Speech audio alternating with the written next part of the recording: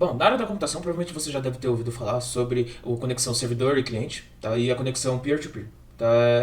Caso você não saiba, nesse vídeo eu vou fazer um resumo bem rápido, bem simples aqui, do como que funcionam essas duas conexões, tá? Bom, antes de tudo, a gente precisa primeiro entender o que seria essa questão da conexão servidor e cliente para a gente conseguir compreender um pouco melhor sobre a conexão peer-to-peer. Tá? Então, imagine o seguinte, quando você tem uma conexão à internet, a gente tem um roteador, certo? E a gente tem os dispositivos. O roteador, ele se conecta com a provedora de internet, como todo mundo já sabe, né?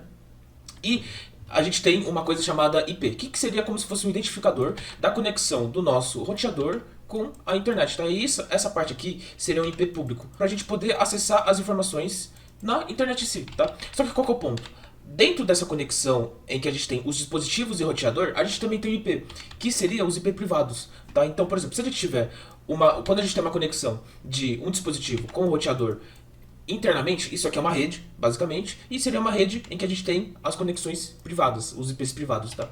Então, a gente tem, por exemplo, aqui esse celular, que se conecta com o roteador, e essa conexão tem um IP, certo? A gente tem esse tablet que conecta com o roteador também, e ele tem um IP privado, tá? O laptop, mesma coisa, e o computador também, a mesma coisa. Bom, e além do mais, em qualquer conexão que a gente tem em um cliente, em um servidor, a gente utiliza a questão de IPs e portas, tá? Bom, eu não sei se você já tenha jogado Minecraft, tá? Mas basicamente no Minecraft a gente pode acessar alguns servidores, tá? E como que o acesso funciona? A gente vai entrar em uma configuração lá e a gente vai colocar um IP, tá? Que seria justamente esse IP público aqui, tá?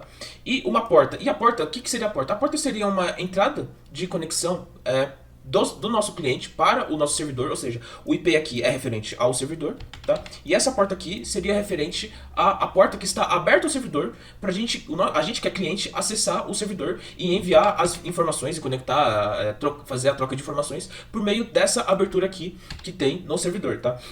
Então, se a gente for entrar no servidor, a gente coloca o IP, tá? E a porta. O IP sendo ele público, tá? E a porta é especificada, tá? Pra gente fazer essa questão de troca de informações, tá? Então, como que seria mais ou menos a arquitetura aqui representada na conexão cliente-servidor? É bem simples. Aqui a gente tem, basicamente, o cliente, né, e ele conecta com o servidor, e o servidor troca as informações com o cliente e assim por diante. E não é só um dispositivo que consegue conectar nesse servidor, vários outros dispositivos também conseguem se conectar com o servidor também envia as informações para esses clientes, e é basicamente isso que funciona a conexão cliente-servidor. Tá? Bom, um outro tipo de arquitetura de distribuição que a gente pode citar também aqui é a questão do peer-to-peer, que seria um pouco do inverso do cliente-servidor. Tá? Então aqui a gente tem o servidor, que é a parte central que se comunica, né, que tem todas as informações centrais, e aqui a gente tem os clientes, que seriam os nossos dispositivos que conectam e tal, enfim, e faz essa troca de informação. Tá? Como que funciona o peer-to-peer? No peer-to-peer, basicamente, não existe um servidor central. E como que funcionaria? Um computador, um cliente, é um servidor e um cliente ao mesmo tempo, e ele troca informações com outros computadores. Tá? E ele também recebe as informações com outros computadores. Então, não é unidirecional, tá? O cliente, ou o servidor, enfim. E cada dispositivo aqui seria um peer, tá? Que seria como se fosse um ponto de conexão. E esse tipo de estrutura também, ela é utilizada justamente com o torrent, que talvez seja um dos motivos que você clicou nesse vídeo para você entender, tá? E o torrent usa basicamente essa estrutura, tá? Então, por exemplo, quando você for baixar alguma coisa no torrent, a gente tem um servidor que se chama o tracker. O que seria o tracker? O tracker a gente não faz nenhum download em si. A gente é só uma conexão que a gente realiza com o servidor para a gente ver quais são os computadores, ou os clientes, os servidores, enfim, os peers, tá? Que aqui eu vou chamar como peer, cada computador, que tem o que você quer, ou seja, o arquivo ou a conexão, enfim. Tá? O torrent ele funciona exatamente dessa forma. Tá? Então, imagine que você tem um arquivo, um filme, algo assim, por exemplo, que você queira baixar. Tá?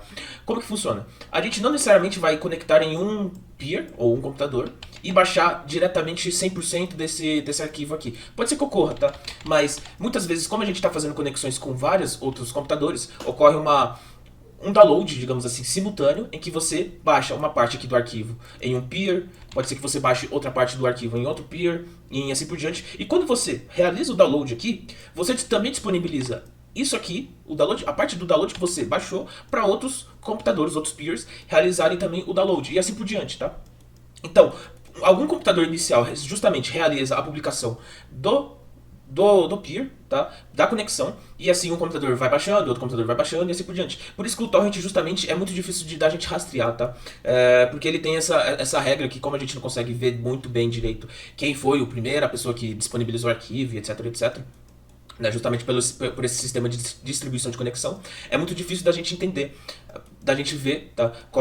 qual que é o computador inicial, tá? E como que a gente pode garantir justamente essa questão que se eu for baixar esse arquivo aqui, ele não foi alterado, mudou alguma coisa nesse arquivo, né?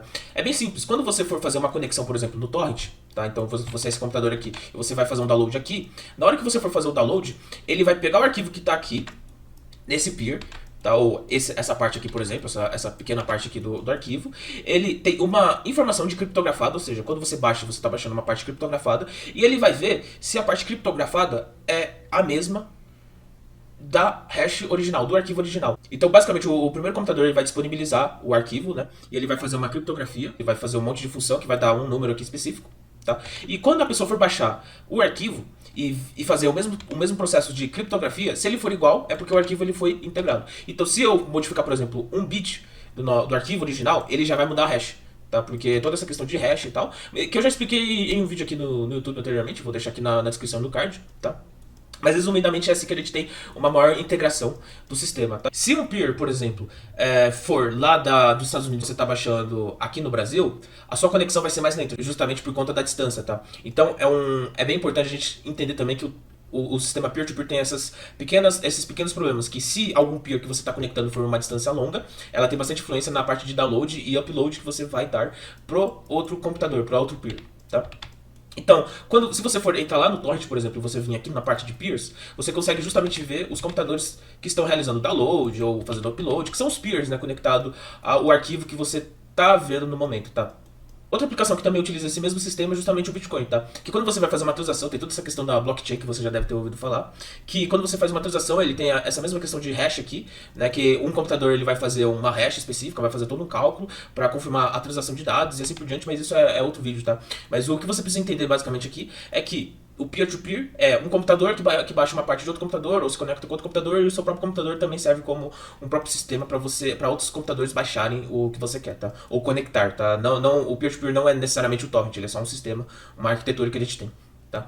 E qual que é o outro ponto também? A gente não necessariamente precisa ser só cliente-servidor ou só peer-to-peer. Alguns sistemas famosos, por exemplo, utilizam a distribuição do peer-to-peer e a distribuição também do cliente-servidor, tá? O próprio Discord, por exemplo, ele tem um sistema em que os dados ficam em cliente-servidor, mas a conexão, por exemplo, de voz é feito peer-to-peer, tá? Isso justamente é um bom sistema, porque você vai pegar os benefícios do cliente-servidor, mas também você vai pegar os benefícios do peer-to-peer, né? Então, justamente seria assim que funciona a questão da arquitetura do peer-to-peer, tá? E a questão da arquitetura cliente-servidor.